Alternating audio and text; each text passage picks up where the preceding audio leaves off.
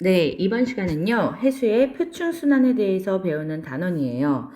일단, 해수들이 표층, 이렇게 수심이 깊지 않은 곳에서 순환을 하는 내용인데, 해수들이 순환을 할 때는 먼저 바람에 대한 이해가 필요합니다. 바람이 표층에 있는 물은 끌고 가는 해류를 만들 수 있기 때문에 우리가 먼저 바람에 대한 대기대순환을 이해하고, 그 다음에 해수로 연결되는 그런 단원이에요.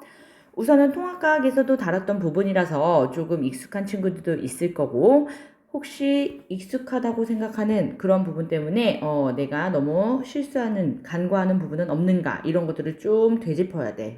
중요한 단원입니다. 들어가 봅시다. 대기대순환 이렇게 나와 있죠. 일단은 대기가 순환을 합니다. 그러면서 방금 말한 것처럼 해수의 순환까지 이렇게 끌고 갈 건데, 대기가 먼저이기 때문에 얘부터 우리가 잘 이해를 해보자. 지구는 구형이다라는 걸 모두 알고 있죠. 그래서 위도에 따라서 에너지가 불균형하게 들어옵니다. 지구가 구형이기 때문이고요. 위도에 따라 태양 복사 에너지의 흡수량이 달라져요. 그래서 요 두 개의 그림은 사실상 같은 거예요. 요 두 개의 그림은 같은 건데 90도 회전한 버전일 뿐이야. 어떻게 나올지 모르니까 우리가 당황하지 않으려면 한 번씩 익혀놓고, 위도별 복사 에너지 양의 분포와 에너지 이동에 대한 문제는요, 한 문제씩 잘 출제가 됩니다. 일단은 위도를 이렇게 지구와 연결해서 표현했을 뿐이고요. 이러한 그래프만 나올 수 있어요. 저위도, 우리가 적도라고 기준을 잡죠. 그게 가운데 나와 있고요. 이렇게 반만 나오는 상황도 있을 수 있어, 얘들아. 당연히 이쪽 반이 나올 수도 있고요. 그러니까 우리는 그때그때 적용을 잘 해서 대입하면 되겠죠. 그 상황에서요, 요거 1번을 보면서 왔다 갔다 할 건데, 위도별로요, 복사 에너지량이 다릅니다. 우선 기준을 이렇게 3개로 보통 잡는데, 첫 번째 적도. 적도에서요, 위도 38도를 기준으로 잡아요. 중위도 이렇게 잡기도 하는데요. 위도 38도 여기 잡는 이유는 요 그래프에서 또 설명이 될 겁니다. 일단은요, 적도까지가 아니라 38도까지는요, 태양 복사 에너지의 흡수량이 훨씬 커. 그렇기 때문에 얘가 크고 방출하는 지구 복사 에너지의 양이 더 적습니다.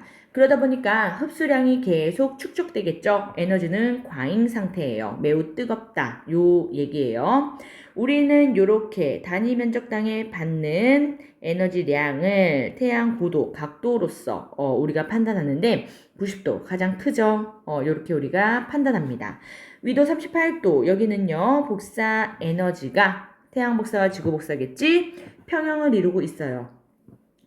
얘네들의 양이 평형이다라는 건 에너지 받고 가만히 있고 방출하고 가만히 있고 그래서가 아니라요. 에너지 이동량이 가장 많다. 요거 체크.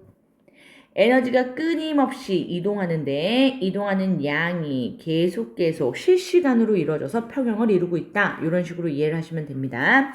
그래서 이론적으로 이렇게 완전히 같다. 비슷하다. 평형을 이룬다. 이렇게 생각하시면 돼요. 위도 38도부터 고위도로 갔지? 그랬을 때는요. 태양 복사 에너지 흡수량은 지구 복사 에너지보다 적어서 우리는 계속 부족합니다. 그래서 에너지 부족 상태고, 이 상황에서 위도별로는 복사 에너지가 불균형을 이루고 있는데 이러한 상태로 계속 지속된다. 생명체는 살 수가 없을 겁니다. 위도 38도, 즉 중위도를 제외하고는요. 그런데 실제로는 우리 모든 위도대에 모두 다 생명체들이 살아가고 있지. 그게 어떻게 그럴 수 있느냐? 얘네들 도와주기 때문이에요. 대기와 해수에서 에너지의 이동이 동반됩니다. 물질들이 이동하면서 저위도에 남는 에너지를요, 고위도, 부족한 쪽으로 이렇게 이동시켜줘서 열을 가해주니까 극지방은요 우리가 살아갈 수 있게끔 이렇게 평형을 맞춰지도록 이렇게 되고, 그리고 극지방에서는요 또 반대로 내려오면서 대기와 해수가 식혀줘. 그렇기 때문에 아주 뜨거워서 생명체가 살기 어려운 그런 힘든 환경을 또 피하도록 이렇게 만들어줍니다. 그래서 우리 지구 연평균적으로 기온은 일정하게 유지된다 라는 거. 물론 기후의 변화로 인해서 지구 온난화 등의 문제점들이 야기되고 있지만 그런 것들은 이제 배제하고 일반적인 상황에서는 연평균 기온이 일정하게 유지된다. 요렇게요. 그럼 요 상황을 그래프로 다시 한번 적용해 보면 우리한테 어떠한 에너지인지 찾으라는 문제가 나옵니다. 태양 복사 에너지 따라가 보면요. 요렇게 태양 복사 에너지 따라가서 우리가 그래프 그릴 수 있고요. A 이런 식으로 나오고 지구 복사 에너지 요렇게 그래프 따라가면서 B 일단 A, B가 뭐냐 이거부터 물어보고 이 사이의 면적들의 의미가 또 달라지거든. 태양 복사 에너지가 위도에서는 더 많지. 그래서 에너지가 요 면적은요 남는 양이에요. 그래서 과잉 또는 남는 에너지. 그런데 요 주변부 극지방은요 요렇게 부족한 상황이죠. 그래서 요 상황. 이 부족한 양극지방의 면적을 더하면 여기 중간에 과잉 면적이랑 유사해서 전체는 평형을 이루게 된다. 이렇게 그래프에 숨은 의미도 있습니다. 얘네들이 교차되는 지점을 봤더니 위도 38, 오케이? S 38, N 둘 다 위도 38도대 여기에서요. 에너지가 같게끔 그래프 상으로도 확인할 수 있죠. 이 위치가 에너지의 이동량이 가장 크다라는 거야. 그래서는 이거 강조했습니다. 에너지 이동량이 가장 많아서 그래서 평형을 이룬다 라는 거. 마찬가지 그래프니까 요거 중간 거는 이렇게 같이 볼 거고요. 여기에서 이제 오개념이 생길 수 있는 포인트. 지구 복사 에너지와 태양 복사 에너지, 즉 얘들아 다른 에너지를 비교했을 때 우리가 적도 부근에서 태양 복사 에너지가 더 크고 극지방에선 지구 복사 에너지가 더 크다 이렇게 얘기할 수는 있어. 그런데 문제는 뭐냐면 동일한 에너지끼리 비교했을 때 다시 말하면 요렇게 지구 복사 에너지끼리 비교합니다. 그랬을 때 적도, 저위도죠. 그리고 극지방 에너지 값이 어디가 더 크냐라고 얘기했을 때 우리가 적도에서는 태양 복사 에너지보다 지구 복사 에너지가 이렇게 적었으니까 얘네들을 비교해도 지구 복사 에너지는 적도에서 더 적겠지 이렇게 착각하는 오개념이 생길 수 있어. 다시 한번 강조. 지구 복사 에너지, 태양 복사 에너지 즉 동일한 에너지끼리 위도별로 비교하면 얘들아 그래프를 잘 보세요. 그래프상에서 지구 복사 에너지만 보는 거야. 지구 복사 에너지 어디가 더 양이 많습니까? 저위도, 적도 부분. 오케이? 따라서 우리가 이렇게 화살표를 표시하는 건 태양 복사랑 비교하기 위해서 그런 거고 지구 복사 에너지끼리 적도, 극지방 어디가 더 많냐, 적냐 이렇게 얘기할 때는요. 많이 받은 게 방출량도 많습니다. 오케이? 그래서 저위도 부근이요. 극지방보다 더 많아요. 극지방은 요만큼이 지구 복사 에너지 양이고 태양 복사 에너지가 아닌 지구 복사 에너지 적도 부근에서 이만큼 오케이? 더 크죠. 이해할 수 있겠지만 이거 조심. 마지막 그래프 위도별 연평균 에너지의 수송량 이렇게 나와 있죠. 얘가 의미하는 건 뭐냐면 에너지 수송해주는 건 대기와 해수 모두 하는데 누가 더 많이 에너지를 수송해주느냐? 예, 대기입니다. 그치? 그래프 그대로 보여주고 있죠. 요렇게. 오케이? 해양은 요렇게. 됐습니까? 그래서 대기의 수송량이 훨씬 더 큽니다. 하지만 문제에서 또 요렇게 나와. 모든 위도 전부 다 대기의 수송량이 훨씬 크냐라고 얘기했을 때는 또 조심. 요만큼. 어때? 해양의 수송량이 더 많은 위도도 있죠 얘들아. 그렇기 때문에 모든 이런 건 조심하라 라고 얘기했었죠. 그래프 그대로 읽는 거야. 됐습니까? 그래서 모든 위도대에서 모두 다 대기가 더 많다. 그건 아닙니다. 다시 한번 여기 요 위도대에서는요 해양이 조금 더 많이 수송하고 있지. 이런 것들 조심해야 돼요. 경향을 물어보는 보기인가? 아니면은 정말 100% 이거를 의도한 보기인가? 이거를 잘 구분하십시오.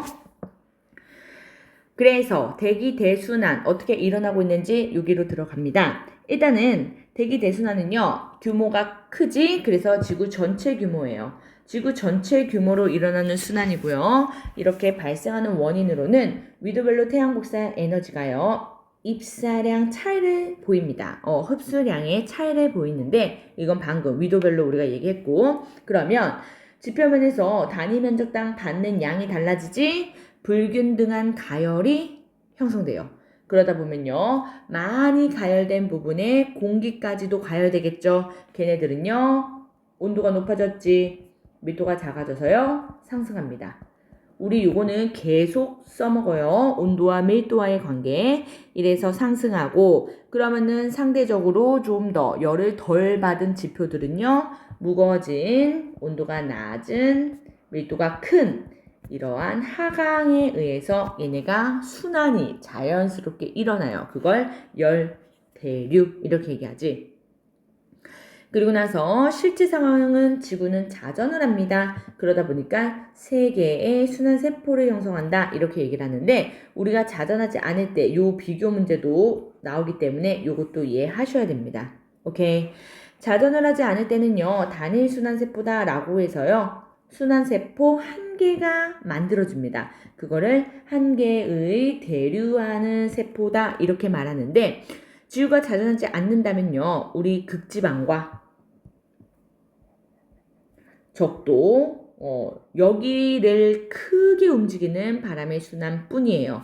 어떤 상황이 만들어지냐면 극지방은요 말했다시피 이렇게 차가워. 태양 복사 에너지를 적게 흡수하기 때문이죠. 입사량이 적기 때문인데요. 그러면은 밀도가 커서 이렇게 하강한단 말이야. 적도 부근은요, 얘네들은요, 이렇게 상승해. 왜? 뜨거워졌으니까. 열을 가장 많이 받으니까. 그러면 이렇게 상승한 공기와 하강한 공기가 고여 있는 게 아니라 양 옆으로 저위도, 고위도 등등등으로 퍼져 나갑니다. 그런데 극지방은 더 고위도는 없잖아. 그러니까 이렇게 저위도로 퍼져 나갈 거고요. 적도는 양극으로 이렇게 남반구도 당연히 순환을 해요. 근데 우리 북반구 위주로 이렇게 그림을 그리면 이렇게 순환을 할 겁니다. 오케이? 따라서 이렇게 큰 순환이 생기는 걸 1개의 대류세포다 우리가 이렇게 얘기를 하고요. 자전을 하지 않기 때문에 이렇게 1개만 형성이 되는 가정이에요. 극부근에서는 냉각, 저위도에서는 가열, 그래서 대류가 일어납니다. 오케이. 북반구에 사람이 이렇게 서 있으면은 얘가 느끼는 바람은요. 바람은 우리가 고에서 고기압, 저기압으로 이렇게 불 거고요. 또 하나의 약속은 뭐냐면 불어오는 쪽에 방향에 이름을 붙입니다. 그러니까 불어오는 쪽이 여기 시작점이잖아. 그래서 북반구 사람은 북풍을 느껴요. 똑같이 남반구 사람은요 이렇게 불어올 거 아닙니까? 그래서 남반구 사람이 이런 식으로 바람을 느끼면 이 사람은요 남풍을 느끼는 거야. 이해됩니까? 따라서 우리가 지상에서 부는 바람 그렇게 이름을 딴 거고, 이런 걸 지상풍 이렇게도 말합니다. 오케이. 그래서 자전하지 않을 때 비교 문제로 보기 같이 등장할 수 있으니까 조심해서 꼭 기억하십시오. 그 다음엔 진짜로 팩트는 자전을 할 때예요. 자전을 할 때이기 때문에 3개의 순환세포가 이렇게 형성되는 건데 그림이 좀 복잡해 보이죠? 얘를요 우리가 하나하나 다 그려볼 겁니다. 그리고 어떻게 명명하는지 그런 것들을 배워놔야 우리가 실제로 화살표 같은 거 바꿔놨을 때 얘기를 다 맞춰서 옳게 고칠 수 있고요. 문제에서 이런 식으로 상승 또는 하강 이런 것들을 다 바꿔놓을 거야. 어떨 때 상승하고 어떨 때 하강하는지 우리가 기준을 꼭 잡아 놔야 그래야 그림이든 그래프든 다 해결할 수 있습니다. 그래서 뒤로 넘겨서 우리가 백지에다가 그림을 먼저 좀 그리고 그런 다음에 다시 돌아올 거예요. 확인을 할 거예요. 오케이. 뒤로 넘어갑니다. 뒤로 넘어가면요, 위쪽, 혹시 교재 아래쪽에 있으면 아래쪽에다가 그림을 그리면 되고, 요렇게 대기대 순환에 의한 표층 순환까지, 이거는 해수거든, 요거까지 연결을 할 겁니다. 오케이. 그래서 요렇게 해서 연결하는 요 부분에 우리가 위도를 좀 더 세팅을 하고, 요렇게 60도까지, 요렇게 좀 세팅을 하고요. 그래서 남반구도 마찬가지. 이렇게 세팅이 될 거예요. 그래서 우리가 여기 0 똑같이 30, 60, 그리고 90입니다. 마찬가지 남반구도 이렇게 되는데 얘네들은 대칭으로 일어날 거라서요. 일단 그림은 북반구 위주로 우리가 좀 그릴 거예요.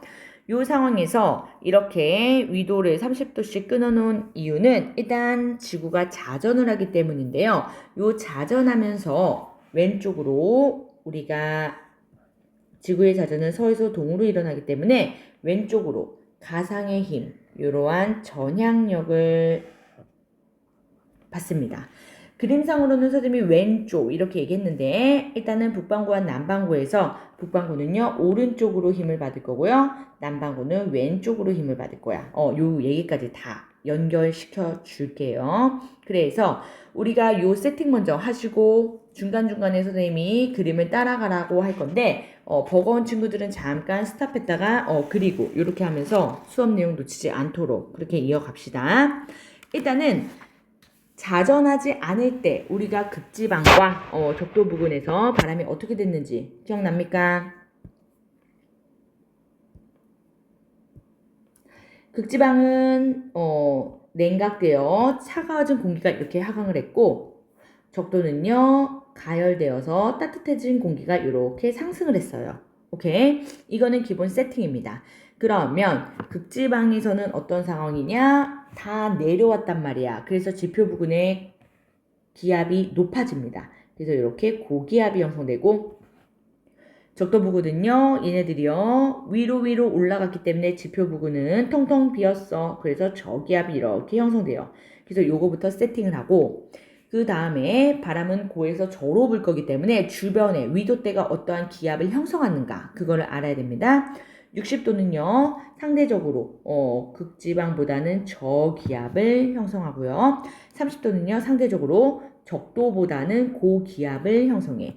얘네들을 비교해서 우리가 판단하다 보면 얘들아 오류가 생겨. 그래서요 항상 세팅은요 고기압 형성된 극지방과 적도 먼저 세팅을 해놓고 이렇게 판단을 합니다. 그리고 나서 바람은 고에서 저로 불죠. 고에서 저로 불고 고에서 저로 이렇게 불 거야. 오케이? 그러면 얘네들에서 만들어진 요 위도대가 딱 요 한 스팟이 아니라 여기 전체 위도를 구형이니까 다 둘러쌀 거 아닙니까? 여기를 우리가 뭐라고 얘기하는지 명명하고 들어갈게요. 일단 극지방은요 아주 높은 고압대지. 그래서 극지방이 고압대, 극고압대 이렇게 말하고요. 60도 부근 여기는요 한대 전선대 이렇게 말합니다. 한대 전선대. 그리고 30도는요 고기압을 형성하는데 여기는 중위도란 말이야. 그래서 중위도 고압대 또는 아열대 지역이에요. 아열대 고압대. 오케이. 그리고 적도 부근은 저기압이죠. 그래서 적도 저압대 또는 열대 지방입니다.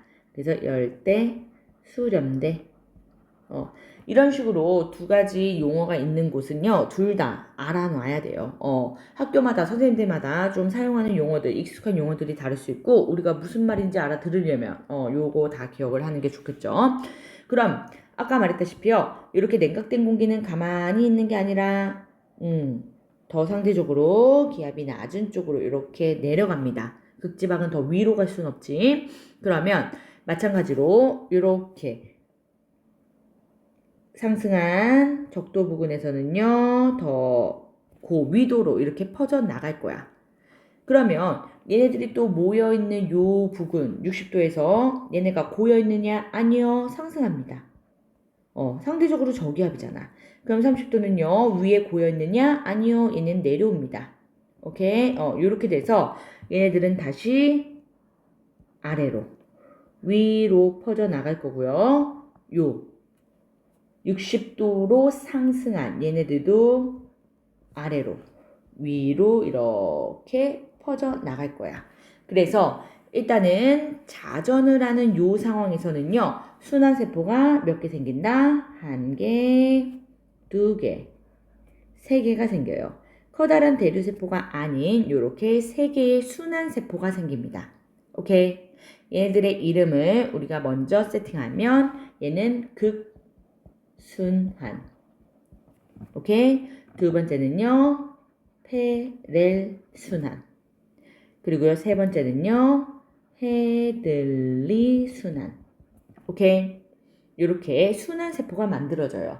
그런데 극순환, 극지방에서 먼저 냉각됐고요. 헤들리순환, 적도 지방에서 먼저 상승했단 말이야. 이런 애들은 먼저 열에 의해서 직접 순환을 만들었다라고 해서 직접 순환.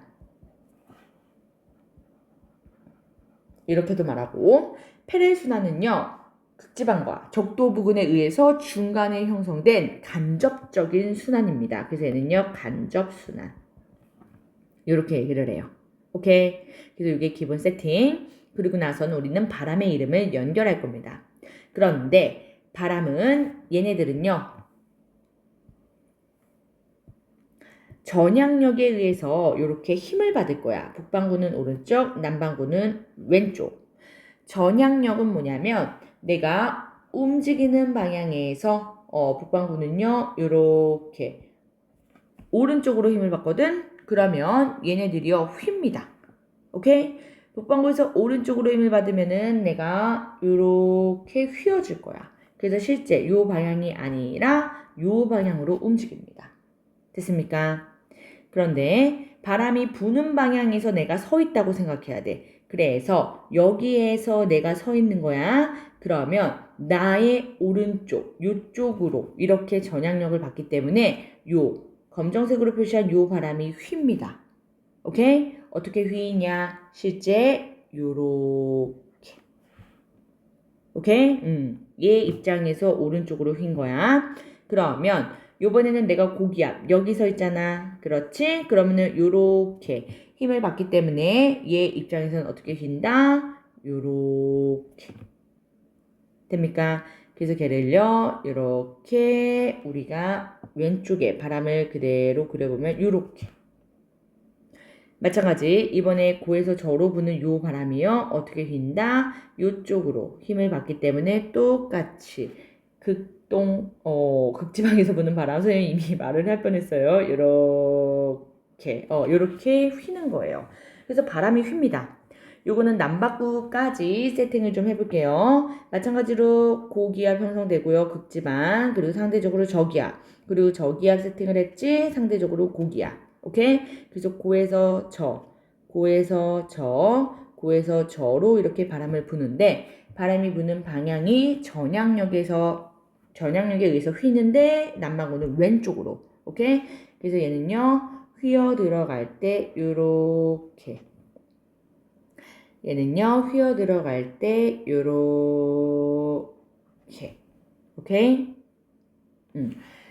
얘가 휘어 들어가는데 여기는 지금 고에서 저로 불고 반대로 왼쪽으로 받아야 되네요. 그래서 얘는 요렇게. 오케이? 그리고 고 기압에서 저기압으로 가면서 요렇게 휘어 들어가죠. 됐습니까? 그래서 헷갈릴까봐 선생님이 이제 그 전 거 걔를 좀 지우고 실제 바람의 이동 방향 걔만 남겨놓을게요. 오케이. 그러면 우리가 이제 바람의 이름을 결정합니다. 극지방에서 부는 바람인데요. 요렇게 시작. 불어 어느 쪽을 봤더니요. 동쪽이지. 그래서 극동 무역풍. 오케이. 얘는요, 시작, 여기가 서쪽이죠? 편서풍. 서쪽에 편중된 바람이다. 요 뜻이고, 마지막으로 얘는요, 무역풍인데, 바람의 요 방위표를 그려보면 요쪽이지 북동 무역풍 이렇게 되는 거야.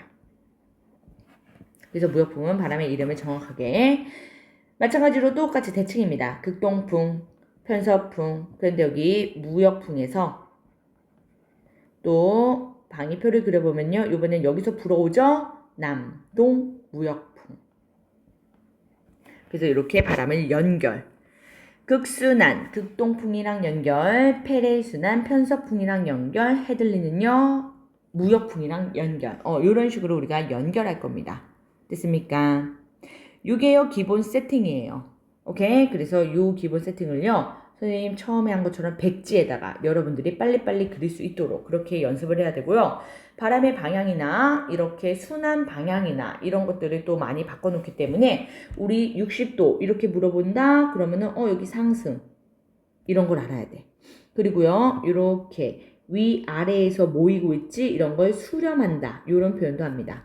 그럼 또 수렴하는 곳이 어디냐면요 위도 30도에 요번에는요 지상이 아니라 이렇게 위쪽 부분에서 수렴하고 있지 상공에서. 오케이? 요런 부분들도 눈에 다 보이는 거야. 서술로 나와도 이제 헷갈리지 않게 보기가 읽힐 겁니다. 됐습니까? 그래서 요거까지 먼저 하고 우리가 확인하고 또 알아야 되는 것들을 이해해 봅시다. 다시 돌아오면요. 90도 극고압대 얘기했고 그리고 한대전선대 중위도 고압대, 아열대 고압대, 적도 저압대, 열대, 수렴대. 됐습니까? 극순환, 극동풍. 요거는 우리가 다시 판단. 극순환은요. 극동풍의 형성. 그리고 페레순환. 이거 많이 틀려요. 스펠링 잘 보시고. 얘는요. 편서풍.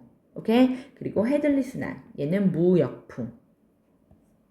북반구와 남반구에서 무역풍의 이름이 달라지기 때문에 무역풍 요거 잘 캐치하시고 그 다음에 이제 나머지 상황들을 봅니다. 얘는 극지방 상공에서 냉각됐으니까 당연히 하강 이렇게 당연하게 이제 연결됩니다.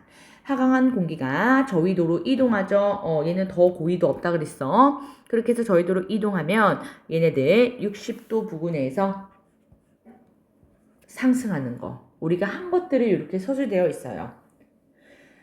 60도와 30도는 조심해야 되는데 위쪽에 극순환과 연결된 60도냐 아래쪽 페레순환과 연결되는 60도냐 오케이? 마찬가지 30도 아래 헤들리와 연결되는 순환세포를 만드는 거냐 아니면 페레순환을 만드는 거냐 이걸 가지고 뒤에 문장 앞에 문장 잘 비교하셔야 됩니다. 한대전선대 여기 아래쪽은요 이제 페레순환이 만들어지죠. 얘는 아열대 고압대에서 이거 어디야 위도 30도 정신 잘 차려야 돼 얘들아. 아열대 고압대니까 하강하죠. 그게요 위쪽으로 오면서 페레순환을 만드는 거야. 60도로 이동. 그러면 전향력 영향으로 편향한 편서풍 만들어지고요. 편서풍과 극동풍이 만나는 그 지점에서 한대전선대를 형성하면서 포인트 상승. 오케이? 상승합니다. 그리고 나서 30도 중위도 고압대에 얘가 적도 부분까지 순환세포를 만들면 헤들리. 오케이? 적도 지방에서 가열됐으니까 이렇게 상승. 당연하게 이제 따라와야 돼요. 30도는 고기압을 만드는 상황이었지. 그래서 이때는 냉각되어서 하강. 그러면서 무역풍이 만들어졌고요. 됐습니까? 이렇게 자전을 하면서 3개의 순환세포를 만드는 이 상황에서 우리는 저위도 에너지를요 고위도로 운반합니다.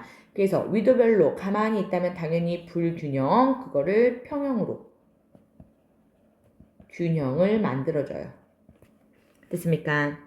전형력은 한 번 더 읽어보시고요. 자전하는 지구에 물체에 작용하는 가상의 힘이에요. 물체 운동 방향에 따라서 이동할 건데 북반구는요 오른쪽, 남반구는요 왼쪽. 요거 잘 기준 잡아야 되고 친구들 헷갈리지 않게 내가 고기압에서 저기압으로 이렇게 바람이 이동하는 곳에 서 있다 라고 판단해서 오른쪽과 왼쪽을 이제 이해하셔야 됩니다. 됐습니까? 그러면 바람 얘기하고요. 여기 오른쪽에 선생님 순환 요거까지 갈 거예요. 밑에 보면 온난고기압과 한랭고기압 이렇게 나와있지 얘들아. 온난고기압과 한랭고기압 얘네들은요 일단은 고기압 우리가 예전에 배웠던 기단할 때 나왔었는데 여기서 한 번 더 언급될 수 있어요. 생성하는 원인 얘는 뭐냐? 대기대수선에 의해서 중위도는 아열대 고기압이었지 상공에서 수렴된대요. 이제 이런 것들이 읽혀야 돼. 왜냐? 우리는 30도 중위도 여기 상공 수렴하는 거 이제 알고 있으니까요. 됐습니까?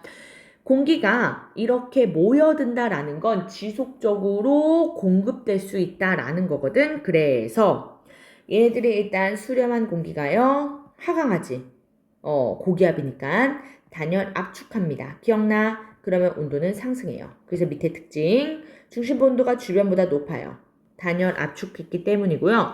얘네들이 중심부에서 압축되어서 아래로 계속 하강하며 위에가 텅텅 비어있느냐? 아니요. 수렴하는 구간이기 때문에 공기가 계속 유입됩니다. 그걸 우리가 키가 큰 고기압 이렇게 말해요. 상공에서 계속 이렇게 수렴해서 모여들기 때문에 계속 볼록하게 이렇게 고기압을 형성하고 있다라는 거. 아래로 내려가지만 이렇게 볼록한 걸 선생님이 표시한 겁니다. 수렴하는 요 위도대의 위치 때문이에요. 됐습니까? 대표가요. 일단 온난해야 되잖아. 기단의 성질 북태평양 고기압이 대표 키 큰 고기압이에요. 한랭 고기압은요 어디서 만들어지느냐? 당연히 한랭한 구간 그래서 극지방 쪽입니다.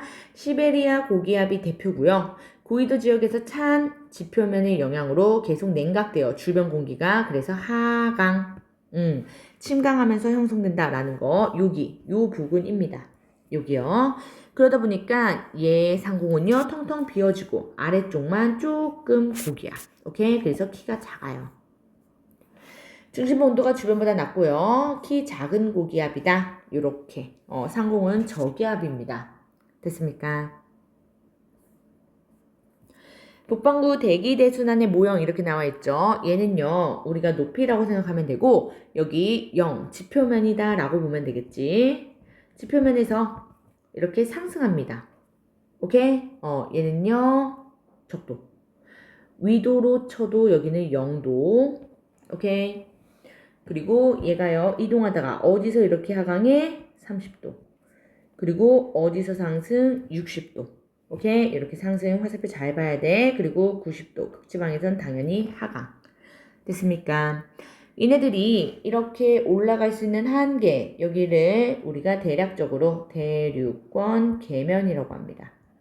약 15km 정도의 지표로부터의 높이예요. 오케이? 그러면 이렇게 상승과 하강을 하는 30도, 60도에서 요 한대 전선대를 좀 눈여겨봐야 되는데 우리가 요거 기단에서도 했었거든. 온도가 여기는 매우 차가워. 이렇게 이동을 하죠. 여기는요 상대적으로 온도가 높아. 이렇게 이동해 오지. 얘네들이 이렇게 팽팽하게 싸우면 이때 뭐가 만들어진다? 각각에서 정체 전선을 만듭니다. 오케이? 따뜻한 공기가 찬 공기가 묵직하게 버티고 있기 때문에 차가운 공기를 확 타고 올라가게 돼. 그러다 보면 구름은 어디서 만들어진다? 차가운 쪽에 상공. 요렇게 정란운이 비를 뿌리는 이러한 정체전선. 장마철의 전선 대표적이죠. 그렇기 때문에 일단은 구름이 만들어지는 이쪽을요 우리가 전선의 북쪽 상공이다 이렇게도 표현하고요. 표현 알아야 됩니다. 그리고 찬 공기 쪽에 이렇게 구름이 형성된다라는 거 이렇게 돼서요. 위치적인 것도 보셔야 되고요. 됐습니까? 그리고 나서는 해수의 표층순환으로 갈 건데 해수의 표층순환 우리가 요거 내용만 보고 선생님 위에 그림으로 다시 갈 거예요. 보자. 해수는요 표층에서 순환을 합니다. 그리고 다음 시간에 또 심층순환에 대해서도 배울 건데요. 어쨌든 움직인다 이거야. 해수의 표층순환은요 바람에 의해서 만들어졌기 때문에 이렇게 풍성순환이다 이렇게도 얘기를 하는데요. 수온약층 위에서 일어납니다. 표층 해류에 따른 순환인데 해류는 뭐냐? 일정한 방향과 속도로 움직이는 거야. 일정한 방향과 속도로 이렇게 움직이다 보니까 얘네들은요, 사실 동에서 서로 이렇게 수평하게만 움직이는 게 표층 순환이에요. 원인은 뭐다? 대기 대순환. 바람 때문이야. 바람은 사실 수평 이동이거든. 그런데 우리는 표층 순환이 아니라 표층 해류요. 동서로만 움직이는 건 아직 표층 해류. 그런데 바람에 의해서 동서로만 이렇게 움직이다가 우리가 표층에서도 순환, 사이클이 만들어져요. 이거는 왜 때문이냐? 이거는 대륙 때문입니다. 주변에 대륙이 없다면 우리는 이렇게 표층순환, 즉 남북순환이 일어날 수 없거든. 그런데 대륙에 부딪히기 때문에 남북순환까지 만들어져서 사이클을 형성해요. 오케이? 요 표층 해류 수심 100m 이내로 표층에서 만들어진다라는 거고요. 표층 순환이랑은 엄밀히만 하면 당연히 달라요. 얘는 동서 방향이 포커스, 얘는 남북 방향까지 이렇게 사이클이 형성되는 거. 됐습니까? 발생하는 원인, 방금 얘기했죠? 지표에서 보는 대기 대순환 때문이고요. 요 대기 대순환에 의해서 발생되는 거 지상풍 때문이니까 대체로 일치합니다. 왜 대체로라고 했냐? 대륙 부딪히면. 그러면은 얘네들은요, 위아래, 남북으로도 이동할 거라서요. 오케이? 바람 스스로 남북으로 이동하지 않아요. 이렇게.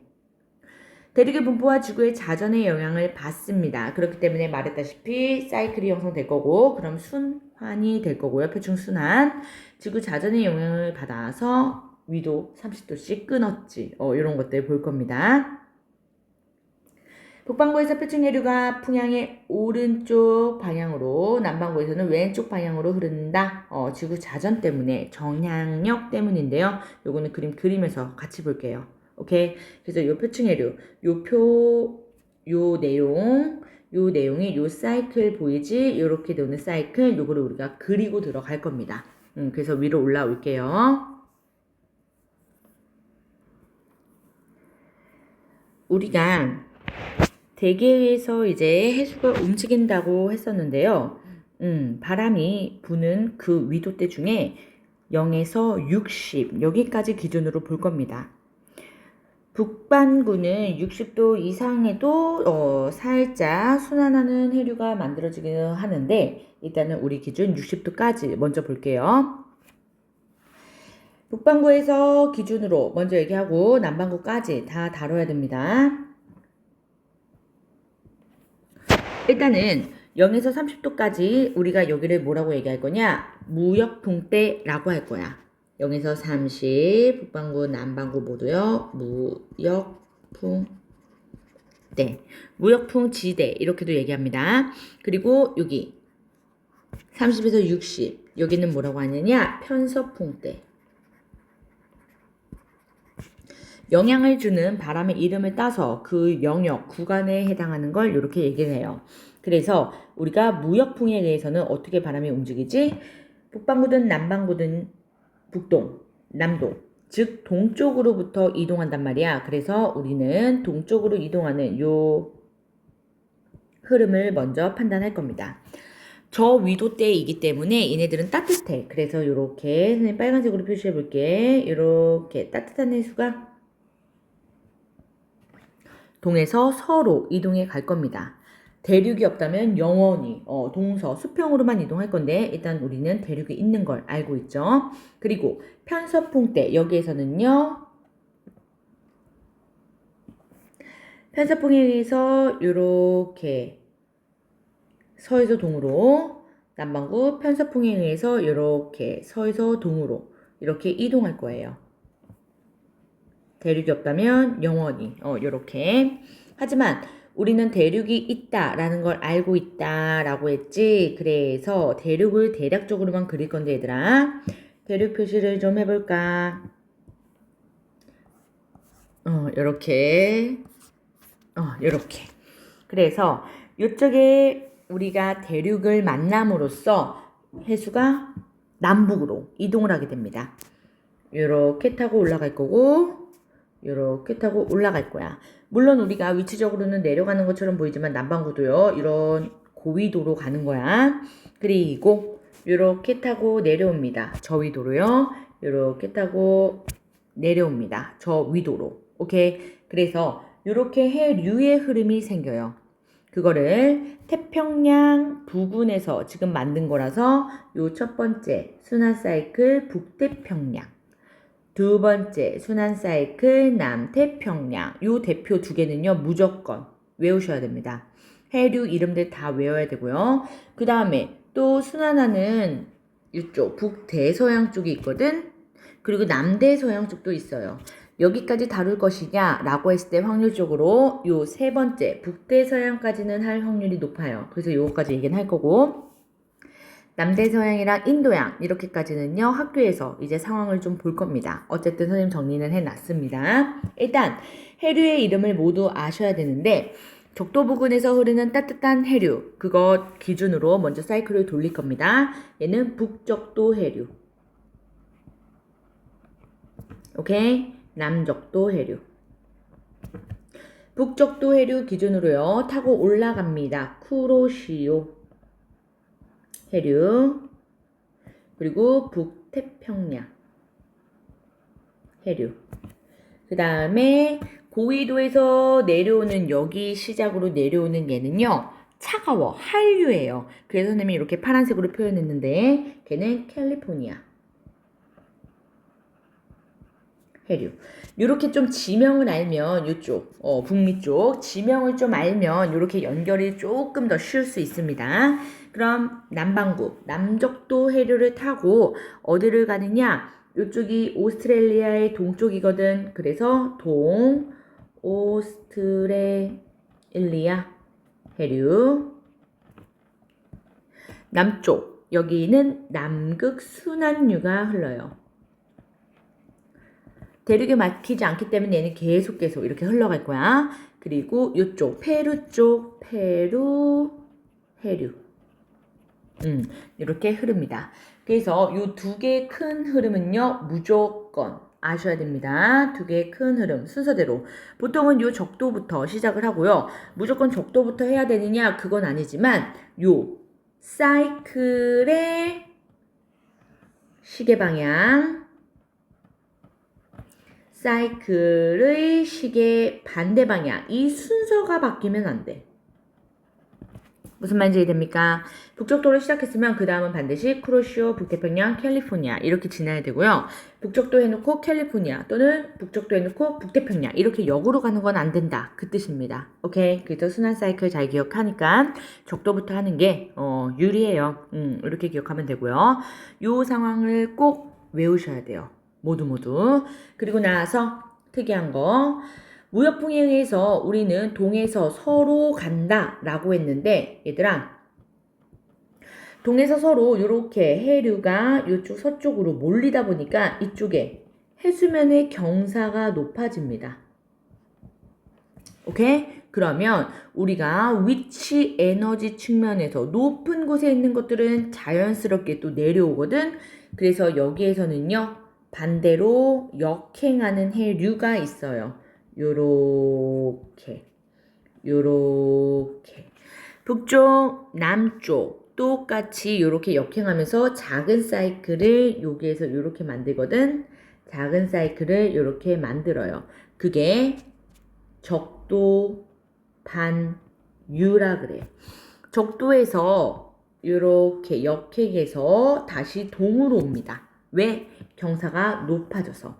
해주면의 경사가 무역풍행에서 계속 해수가 쓸려가다 보니까 높아지거든. 그렇기 때문에 이쪽 동쪽으로 다시 쓸려오는 이러한 상황이 있습니다.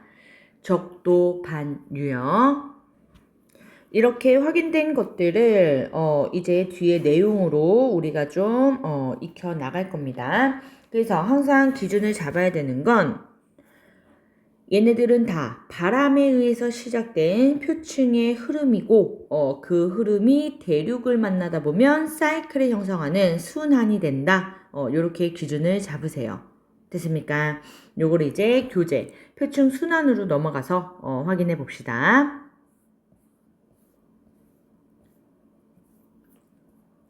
우리가 했던 그림이 요 중간에 나와 있고 얘들아, 표층해류 요 표부터 들어가 볼게요. 표층해류 보시면 동서방향 바람 때문이다 라고 했고 남북방향 대륙 때문이다 이렇게 얘기를 했지. 무역풍 때 무역풍 지대, 편서풍 때 편서풍 지대 요 상황에서요. 무역풍의 영향으로는 일단 동에서 서로 흐릅니다. 북반구든 남반구든 오케이. 편서풍의 영향 마찬가지로 서에서 동으로 흐릅니다. 얘도 마찬가지 북반구 남반구 상관없이요. 각각과 케이스별로 예시를 기억하는 것보다는 선생님이 그려준 그 표 그대로 따라가면서 이름을 기억하는 게 좋아요. 그러면 난류와 한류까지 다 해결이 돼요. 남북 방향으로 대륙 때문에 이렇게 만들어질 때 왼쪽, 즉 서쪽에는요. 큰 바다, 이건 우리 태평양 중심으로 얘기했었지. 태평양이 서쪽, 서안, 경계류다 이렇게 얘기를 할 수 있고요. 동안, 대양의 동안, 동쪽, 동안, 경계류 이렇게 얘기할 수 있습니다. 얘네마다 좀 특징이 있는데 얘네 특징은 이렇게 표로 같이 보면 당연히 서쪽은요, 저위도에서 고위도로 흐르는 난류가 만들어져요. 적도 부근에서 서쪽으로 우리가 쭉쭉쭉쭉 무역풍 타고 왔지? 그 다음에 대륙 만나면 위로, 남반구도 위로, 고위도로 갑니다. 얘의 특징 요 두 번째는 기억해야 됩니다.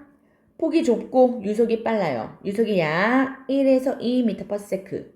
폭이 넓고 유속이 느립니다. 이거는 동쪽에 해당하는 동안 경계류의 특징인데 5에서 15만 보고서 더 빠르잖아요. 이렇게 착각하면 안 돼, 얘들아. 단위를 항상 확인하는 습관을 들이셔야 돼요.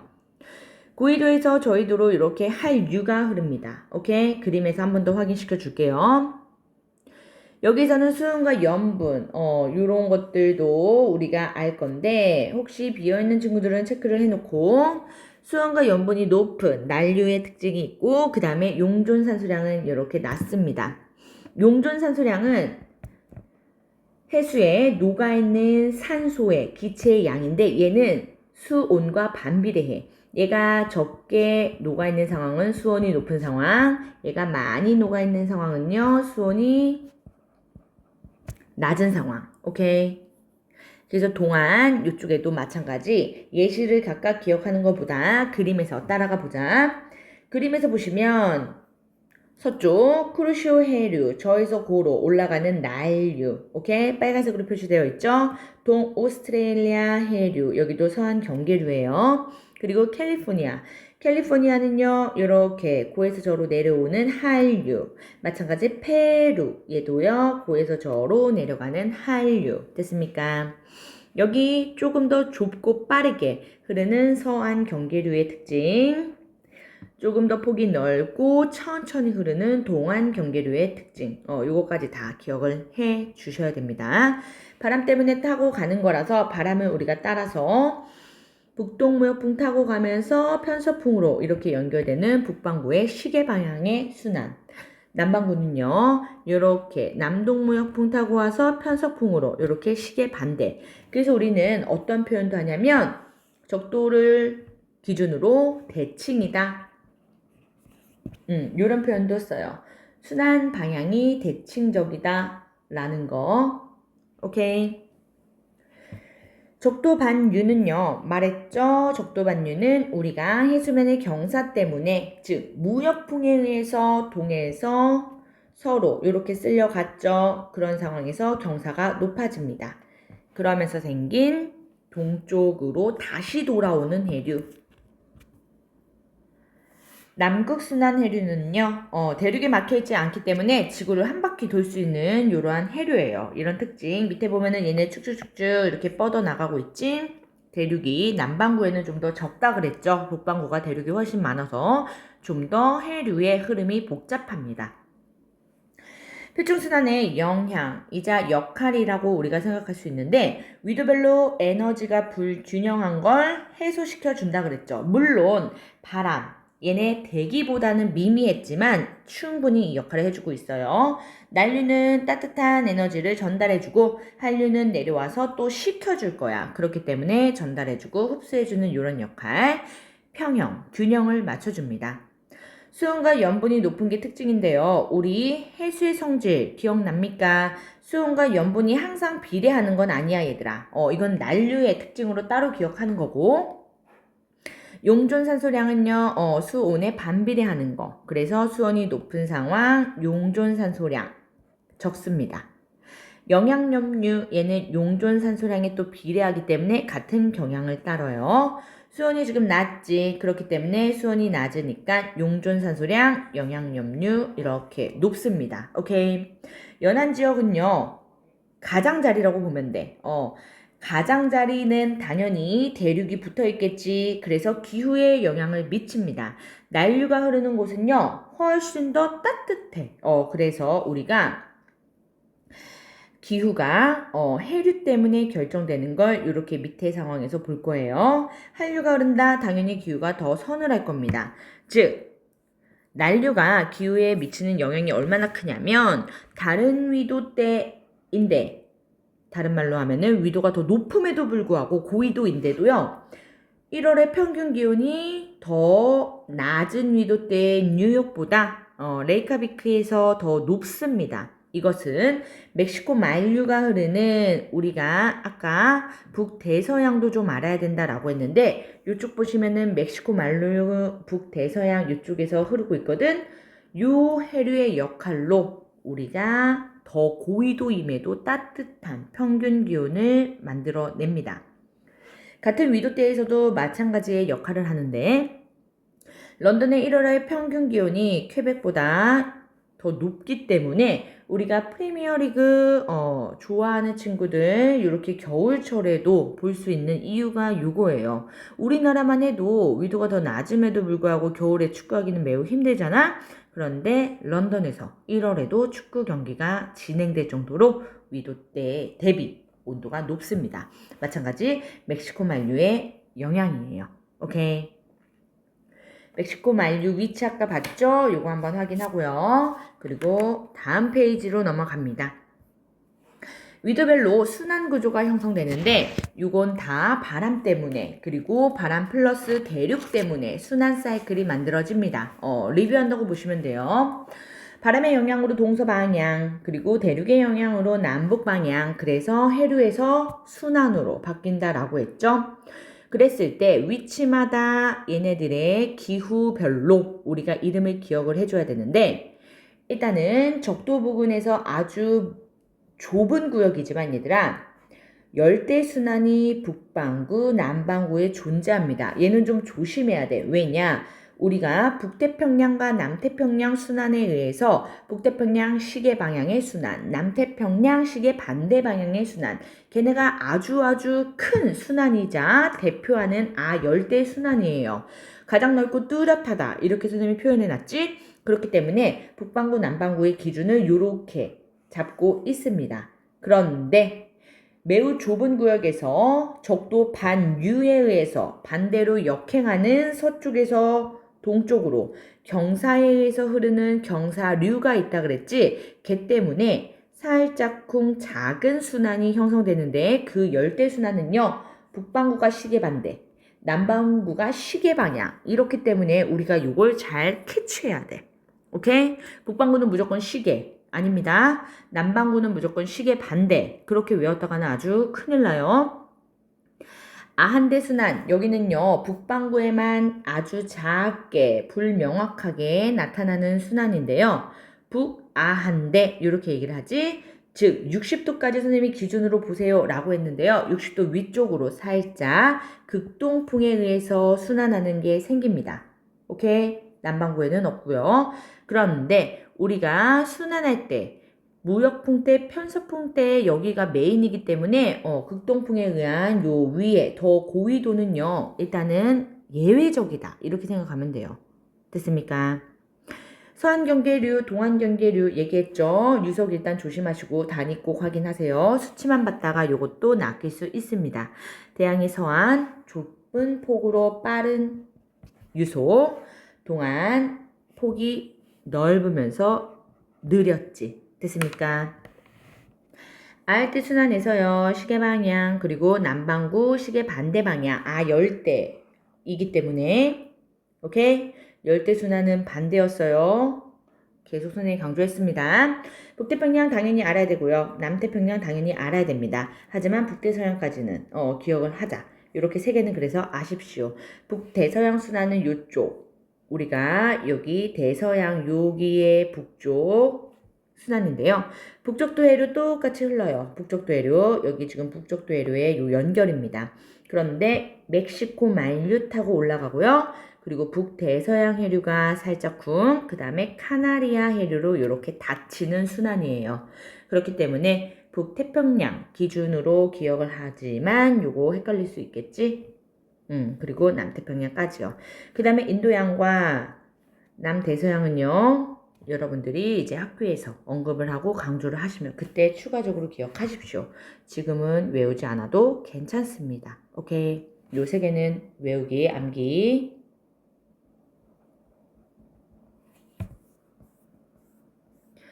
우리나라 주변의 해류는요, 당연히 한 문제 정도씩 이제 나올 거고요. 내신에서 무조건 나올 겁니다. 우리나라 주변 해류는요, 일단 큼지막한 근원이 되는 건 쿠로시오랑 연해주. 쿠로시오는 난류의 엄마, 근원이고요. 한류는요, 연해주. 그래서 요 쿠로시오 해류가요, 스시마 난류로 쪼개지다가 우리나라한테 정말 직접적으로 영향을 미치는 건요. 요 동한 난류. 오케이? 연해주도요. 한류로 이렇게 내려오다가 큼지막하게 내려오다가 우리나라한테 직접적으로 영향을 주는 건요. 북한 한류. 됐습니까? 난류와 한류가 만나는 요 지역이 중요하기 때문에 얘네들 이름은 기억해야 됩니다. 동안 난류랑 북한 한류. 일단은 큰 해류에서 쪼개져 나왔기 때문에 이런 것들을 작은 흐름, 지류라고 해요. 이렇게 보시면은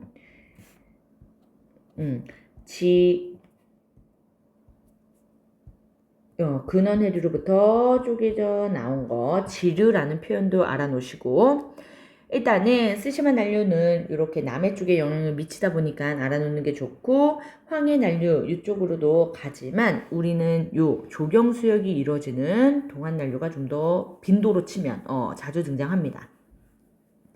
그리고 연해주 한류에서요 북한 한류로 이렇게 쪼개져 나오면서요 서한 연안류 이쪽의 특징과 조경수역 이 두 가지 특징이 이렇게 연결되는데 일단은 더 중요한 거는 조경수역이에요. 조경수역은 얘네들이요 만나는 요 지점에서 조경수역을 이룰 건데 조경수역에서는 특징이 한류성 어종과 난류성 어종이 다 잡힌다라는 거. 오케이? 그렇기 때문에 얘는 좋은 어장이다 이런 표현이 따라올 거고요. 한류성, 난류성 어종이 공존합니다. 그러니까 당연히 좋은 어종이겠지. 그치? 그 상황에서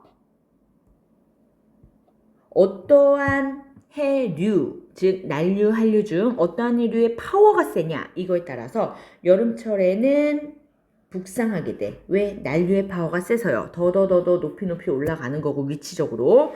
겨울철에는요 남하합니다. 이렇게 내려올 거야. 더더더 한류의 파워가 세서요. 그래서 위치가 변할 수 있다는 거. 오케이? 그 용어 이해하시고요. 서한 연안류는 서해 안에 따라서 이렇게 흐르는 해류인데요. 얘도 여름과 겨울에 둘 다 해류면서 방향이 바뀌어.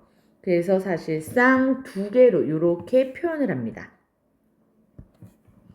여기 보여요? 이렇게 두 개로 표현이 되는 거. 서한 연안류는요. 이렇게 두 개의 표현이 되어 있는 거. 이런 거 한번 보십시오. 오케이. 우리나라 주변 해류의 성질도 당연히 전반적인 거 앞서 했던 거랑 똑같아요. 난류들 당연히 수온과 염분 높고 용존산소량과 영양염류 적겠죠. 오케이. 유속 한번 눈여겨보시고 여름철은 빠르고요. 겨울철엔 느립니다. 황해에서는요. 겨울철에 중국의 연안류가 남쪽으로 흘러오면서 황해 난류의 영향이 이렇게 약해지는 상황. 북한 한류죠. 그러니까 수온과 염분이 낮고 용존산소량과 영양염류는 이렇게 높습니다. 오케이. 듀에 미치는 거 당연히 한류 주변 서늘하겠지. 그래서 냉해 피해가 여름철에도 많이 나타나요. 난류는 당연히 대체로 기온과 습도가 높겠죠. 그렇기 때문에 겨울철에 쓰심한 난류의 영향으로요. 동해안 기온이 좀 더 높습니다. 그러다가 쪼개주면 동안 난류 이렇게 되는 거고. 오케이? 따라서 기후에 미치는 영향까지 아까 우리가 세계적으로 봤던 그러한 고위도에서 또는 동일 위도에서도 기온이 달랐던 것처럼 우리나라 자체에서도 이렇게 기후에 미치는 영향 동일하게 적용이 됩니다. 오케이.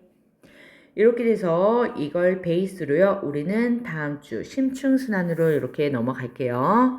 고생 많았어요.